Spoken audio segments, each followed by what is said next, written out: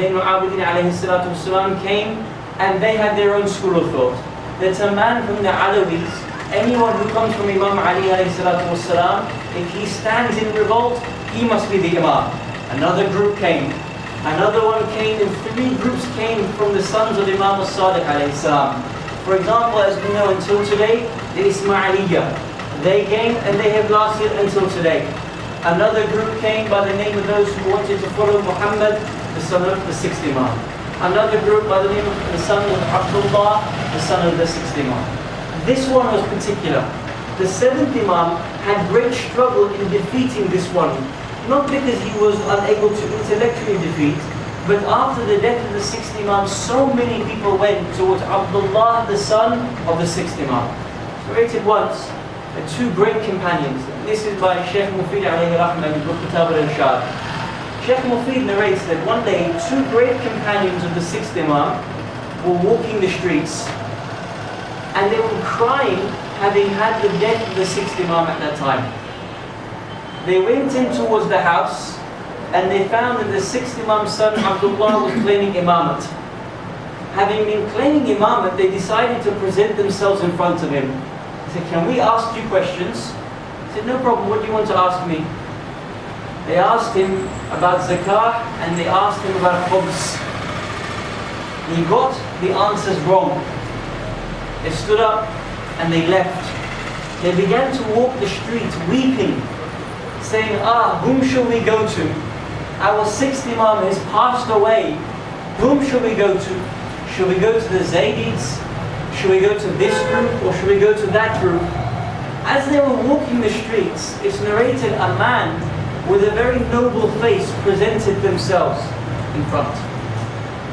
They called. They said, "Come, we will help." The 2 companions said to themselves, "This could be one of these spies from the Caliph. We should not both go to him. He may want to kill us." Therefore one companion said to the other, "You stay here and I will go. Because if we are killed, at least only one of us is killed, not both of us is killed at this time." So one companion left and went towards this man with this very noble face. The man took him, and as they were walking, the companions narrate that I thought that as I was going, I was certain of my death. I was definitely going to be killed for my companionship for the 6th Imam. So he takes him towards a house, and he recognizes that this is the house of the 7th Imam. He recognizes and he walks in. He goes into the house, and straight away the 7th Imam is sitting. He says, "Towards me, towards me. Come towards me. Do not go towards each and every one of these sects." Companion sits in front of the 7th Imam. He says, "Peace be upon you. Your father has left us." He says, "Yes, he has." "Has he left through death?" "Yes, he has." He says that your brother Abdullah is stating that he is the Imam of the time, Sahib al-Amr, master of the time, master of the affair. Is he the Imam?" The 7th Imam says, "Woe be upon him. He is somebody who desires that Allah should not be worshipped correctly." He says, "Is there another Imam?" He says, "Yes, there is another Imam." "Are you that Imam?" He said, "If Allah wills, He will guide you to that Imam." You see, here you find the difficulty that was placed before the 7th Imam.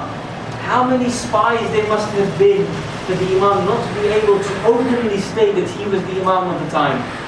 "Are you the Imam of the time?" He says, "If Allah wills, He will guide you towards the Imam." The companion says, "At this point I realized I needed to ask the Imam in a different way. I needed to get the answer, but I needed to ask him in a different method." He says, "May my soul be ransomed for you. Is there an Imam over you?" The Imam says, "No, there is no Imam over me." Companion says, "At this point I knew he was the Imam of the time." He says, "May I be ransomed for you? May I ask you questions the way I used to ask your father questions?"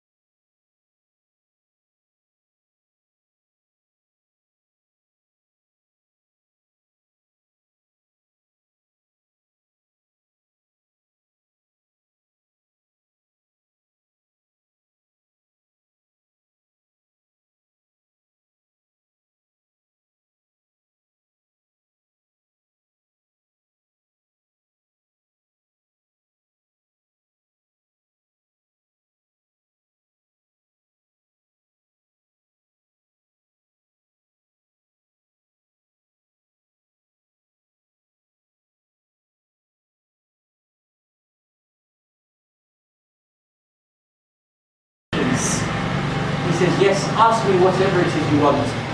He began to ask him question after question after question. In this way, he says, I found that Musa ibn Ja'far alayhi salatu wassalam was an ocean of knowledge. I got up and I left. Before leaving, the Imam said to me, do not tell people about what you have heard here, except if you have tested them and you know for certain that they are our lovers. Because if you do not, they will find out about us. And the Imam states that he puts his hand towards his neck and he says the people of the time will cut us. They will cut our throat if we do not do it secretly. The companion goes out and meets the first companion and other great companions. They ask him, what did you see? He says, I found knowledge. I found such knowledge that no one is able to vie with this person. You see here, this is when we know our Imam at face value. When you look at him and you begin to call out, إِنَّا تَوَجَّهْنَا وَاسْتَشْفَعْنَا وَتَوَسَّلْنَا, and you call out to your Imam at face value, and we know our Imam's history, and we know his ahadith, and we know his tafsir, and we know his fiqh. This is what is known by calling wasila from the first face value. Therefore, we now want to go into depth, and we now want to ask ourselves, what is it that Allama Tabatabai said to us that is the higher meanings of wasila? So when I call through Bab al-Hawa'ij, I am calling him with greater understanding. The second method, or the second level of wasila, according to Allama, is a stage known as the stage of separation. When it comes to the stage of separation, this stage is not known by the knowledge, nor is this stage known by the tongue. This stage of separation is known by the pangs of separation in the heart. How do I clarify what is the pain of separation?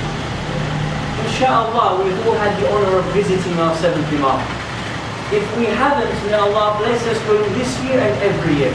If we have, indeed, may Allah again bless us to go this year and every year. I want to take your minds back to when you go to Hajj or when you go to Ziyarah. Imagine how happy and how joyous we were the first time we set eyes upon the gharib of the seventh Imam. Just remember for a second.